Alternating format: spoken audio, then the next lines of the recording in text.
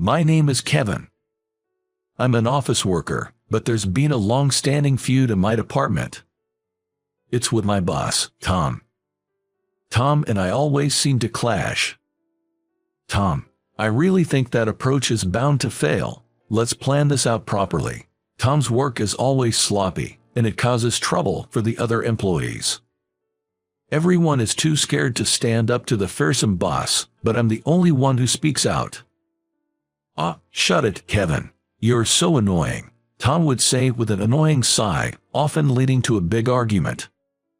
Today was no different, with Tom and I at odds again. What was unusual was that despite being lectured in front of the other employees, a humiliating situation, Tom kept smirking triumphantly. What's with that attitude? If you have a problem, just say it. Then Tom said, it's because of your attitude, that you're a failure as a husband. His smile was like that of a devil, as if he knew everything about my private life.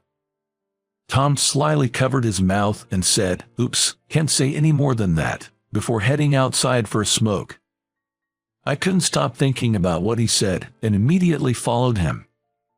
I have a wife named Emily, 2 years my junior, but our relationship hasn't been great lately. I called out to Tom, who was about to light a cigarette, and asked him what he meant by his words. Tom smirked, lit his cigarette, and after blowing out a cloud of smoke, he dropped a bombshell. Emily is going to remarry me. What? My hand trembled slightly. Tom said mockingly, "It doesn't matter to you anyway, right? You are planning to divorce her soon anyway, right? It's true that things between Emily and me had been deteriorating. But I loved her. I had no intention of divorcing her. I wanted to work on mending our relationship." However, as if to dismiss my hopes, Tom said, "You're too full of yourself. That's why she's leaving you. Do you know what Emily says about you?"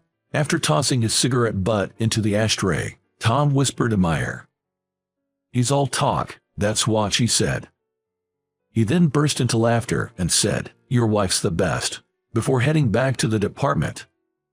I was speechless and couldn't move for a while. I'm just a regular office worker, working for an ordinary company in New York, and my romance with Emily started at work. We were in the same group during our new employee training, which led us to get along and eventually start dating. We smoothly progressed to marriage. Emily was very responsible. She even took the lead in our training group, and I admired her work attitude.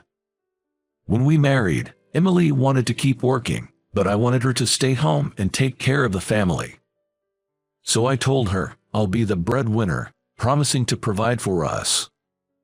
Then she said, if we have children, I want to fulfill my role as a mother, so I'm thinking of quitting my job. After that, she resigned from the company and became a full-time housewife. But actually, that might have been the point when she started to change. The biggest issue between us was that we didn't have any children. Emily began to stress out, constantly blaming herself, saying, "Why did I quit my job if we can have kids?" Whenever I tried to comfort her, she would push me away, yelling, "Don't touch me. You took my job away, and yet you just keep working on the same job. Bring home some promotion news for once." Her anger would escalate, leading us to have heated arguments.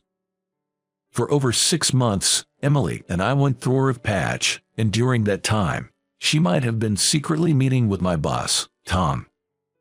Apparently, she called me just all talk. Indeed, my manly promise of "I learn for us" meant nothing if I couldn't fulfill it.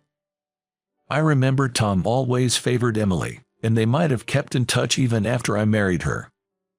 Seizing the opportunity as our relationship soured, they probably started an affair. I wanted to confront Emily about everything. However, when I got home, her belongings were gone. The affair was a fact, and now is thrust upon me. To have my wife taken by my nemesis boss was a humiliation beyond words. Nothing could have been more frustrating. Gradually, I couldn't stand working at the same company as Tom and decided to quit. It was one misfortune after another. "Why are you quitting, Kevin?"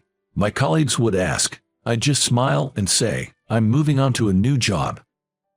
None of them knew about my divorce or her affair with the boss. I couldn't possibly tell the truth. Maybe I should have sued for the affair, but all I wanted was to escape to a place where I didn't have to see Tom's face. Perhaps there was also a sense of guilt for not making Emily happy. Being alone in the house made me feel even heavier. The absence of Emily made our two-bedroom apartment feel even larger. Though I told my colleagues I was getting a new job, I had no motivation or plans for job hunting and aimlessly wandering around.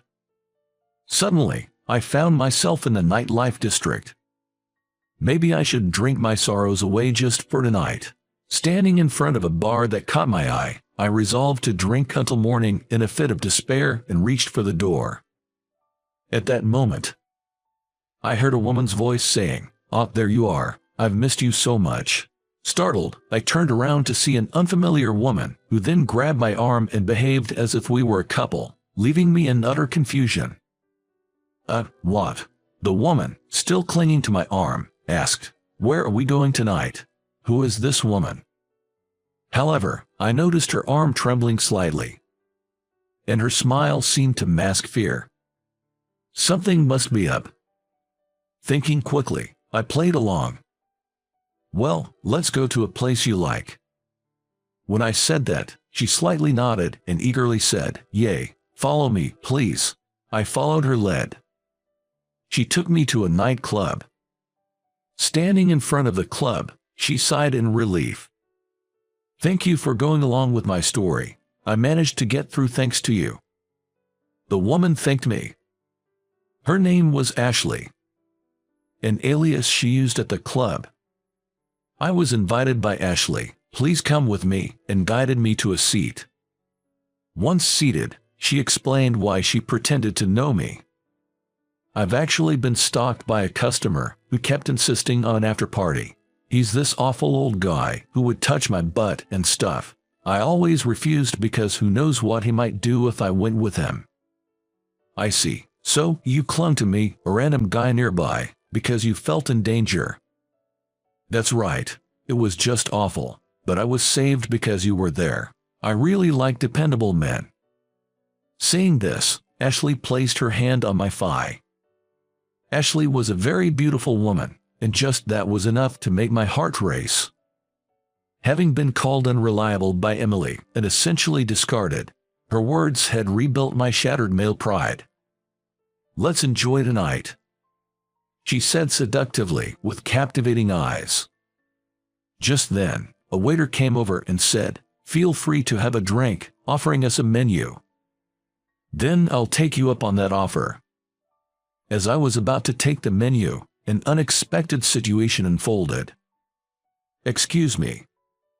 A woman suddenly intervened. "Hey, what's up, Sarah? I don't need help." "Ashley, please stop doing this." The woman Ashley called Sarah glared at her intensely. Then, Ashley's demeanor changed abruptly. "What? Come with me." Sarah grabbed my arm and pulled me out of the club. As I was being dragged along, I couldn't help but think about how many times I was going to be grabbed by a woman today. "Should be safe here. Sorry, Kevin." No, it's okay. I'm used to being dragged around." "Wait, how do you know my name? Don't you recognize me?" she asked, turning to face me. "Wait, I've seen her somewhere before." After staring at her for a while, I suddenly exclaimed, Lily, is that you, Lily?" Lily was a junior from the company I had recently left. My impression of her was a very serious and quiet woman who barely wore makeup. But now, what about her? Her mascara was dramatically curled, and with bold cheek and lip makeup, she had completely transformed into a woman of the night. "You work here?" I asked, and Lily nodded. Sarah was her alias in the club. I knew the company allowed side jobs, but I never imagined she had this other side. "When I saw you come to the club, I was surprised, but since you left the company recently, I thought it wouldn't be a problem to talk to you. I didn't want to see a former senior getting tricked." What do you mean? That Ashley. She's been using some pretty nasty tactics to lure customers lately. Did she grab your arm and say I missed you? Making up a story about being stalked by another customer. Realizing she was right, I let out an involuntary yaw. Lily sighed as if troubled. Just as I thought. It seemed I had almost fallen for a kind of theatrical scam. What a spectacle. In front of a junior, no less. I'm so embarrassed. Thanks for the help, Lily. It's nothing really. The club had its eye on Ashley's behavior anyway. I'll report your case to the manager. That's a relief. Can I ask you something? What is it? Just curious, but why are you working at a place like this? I was surprised. But you don't have to answer it if you don't want to. I just wanted to drink until I pass out today. I feel lonely, and wanted to hear someone's story. Feeling a bit pathetic for leaning on a junior, I braced myself and asked her. Lily seemed to ponder for a moment, then whispered, "It's Kevin, so I guess it would be fine." And then she said, "Okay, I understand," and began her story. Actually, I'm being forced to work at that club, almost like it's against my will. What? My mother is a bit of a mess. After she divorced my father, she went off the deep end, got involved in some weird religion, and racked up a huge debt. Now, I'm the one trying to pay it off. But, that's your mother's debt, not yours, right? Then Lily turned her face away. I've always done whatever my mother told me to. She demanded money, so I just followed her orders. Lily shared that she grew up enduring violence from her mentally unwell mother, which made it hard for her to defy her. I used to be a brighter girl, but ever since my mother changed, I've become shy and gloomy. I hate what I've become. She, who was always expressionless, distorted her face only when saying these last words. It must have been a very difficult life. A life bound by her mother. Watching her, I strangely felt the urge to help. Why don't you just run away from your mother? Lily looked at me with surprise in her eyes. But, I've tried to run away so many times, but I'm scared. Her presence is just. Her shoulders were trembling slightly. She might have been reliving unpleasant memories. I gently placed my hand on her shoulder. Then let me help you talk to your mother. Why would you go that far for me, Kevin? I shrugged and gave her a smile. I had divorced. You know about Emily, right? She was having an affair with Tom. A divorce, really? I said yes and tried to smile. But inside, I felt like crying. I ran away from that job. I had to escape. It's embarrassing and pathetic, but I ran and ran. I repeated the word ran and then said, I'm trying to grab onto the next happiness. I surprised myself. Just moments ago, I was in the depths of despair, but now I could say something so positive. It's okay to run from the past now. Next time, you just need to find happiness in the future. It felt like I was telling myself more than Lily. Right, I should also look forward. The reason I wanted to help Lily was that I saw her in the same brink of despair as I was. When I looked up, our eyes met. Lily, with a slightly apologetic expression, asked, "Will you really help me?" "I definitely will," I replied, and later arranged to meet with her mother. A few days later, I went to Lily's family home and met her mother. "Could you please let your daughter go? Let her be free." But her mother yelled, "Don't stick your nose into other people's family matters. Your daughter is an excellent worker, but if she keeps juggling a day job and a night job, she'll break down eventually. Are you okay with that?" I found myself shouting. Still, her mother refused to listen and threatened, "If you say another word, I'll call the police." But then, Lily, with tears welling up in her eyes, said, "Mom, please stop. I'm going to leave you, Mom." It seemed my words had given Lily the courage she needed. Despite her long-standing fear of her domineering mother, she now confronted her with all the frustration she had been holding back. It was an ordeal so terrible that I wondered if it was even appropriate for me, an outsider, to hear. The realization that her daughter was truly leaving must have struck her mother, who then pleaded, "Please, don't abandon me. But Lily's resolve didn't waver, and finally, she said goodbye, pulling my arm as we left the house. On the way home, Lily asked me, was this the right thing to do? It was good. Take some time away from her. You can meet her again later. For now, just take care of yourself. As I said this, Lily seemed to find some resolution and showed me a smile for the first time, saying, "You're right. Let me treat you to something as a thank you next time." Her smile seemed to soothe my troubled heart. I never knew Lily's smile could be so lovely. I found myself gazing at her for a long while. From that day on, our relationship changed from former colleagues to companions who had shared tough experiences. Later, Lily and I started dating. She became brighter and more beautiful, always sharing smiles with me. Then one day, I ran into the most unexpected persons. It was my ex-wife Emily and my former boss Tom. "Wow, what's this? Are you two together now? That's quite a surprise." Tom looked astonished, switching his gaze between me and Lily.